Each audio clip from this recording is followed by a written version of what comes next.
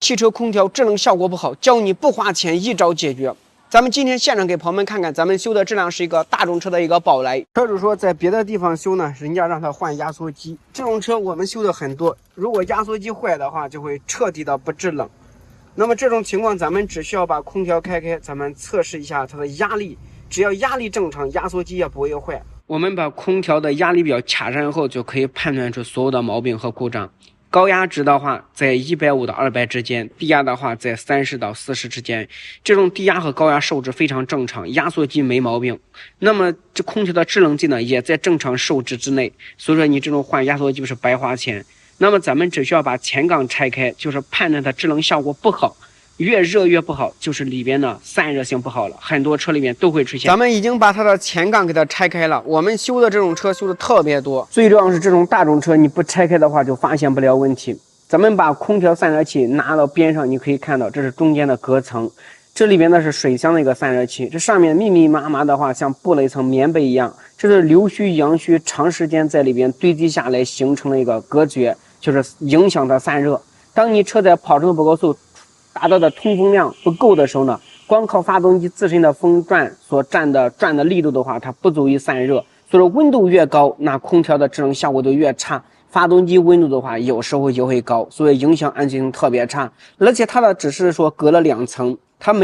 不是涡轮增压的。如果是涡轮增压的话，前面还有一个涡轮增压散热器，能够达到3层的，那里面隔的就更绝，通风量更差。所以像大众的帕特、迈腾、途观 L 等等这种涡轮增压车的话，一般1-2年的话就会出现堵塞。有些发动机高温以后发动机也坏了，有些高温以后的话空调的压缩机直接压力高撑爆了，比比皆是。所以这种情况建议朋友们不用花1分钱换压缩机，有时换什么制冷剂都没用，只需要咱们把前杠给它拆开，把里面流虚阳虚的话全部给它清洗干净，像这样用气泵给它拆开吹。如果你说我就水箱对着前杠里面冲行不行？不行，它这个流虚阳虚是在中间层的，会堆积越来越多，它里边加的有那个粘汁的，